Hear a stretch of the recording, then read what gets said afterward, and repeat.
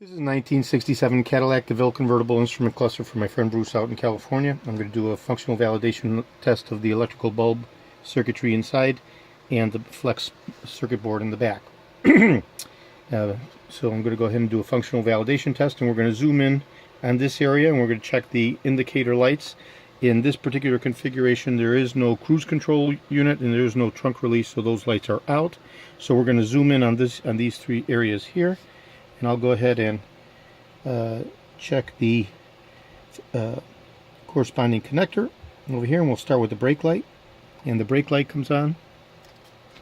That's over here. And the oil light. And the oil light comes on. And the generator light. And the generator light comes on. Okay. Now we'll go out and we'll test the high beam light, which is over here. So I'll touch the high beam light and the high beam light comes on.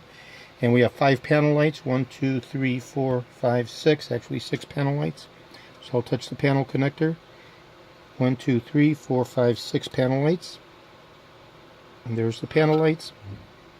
And we'll check the thermostat gauge. And now we'll check the fuel gauge over here. And the fuel gauge moves. I'll switch polarity for the fuel gauge. And there goes the fuel gauge.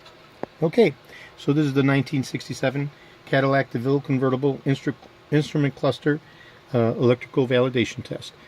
This is George in Florida. I have over 75,000 parts for the 1967 to 1970 Cadillacs, and I restore the instrument clusters and the steering wheels and the steering columns.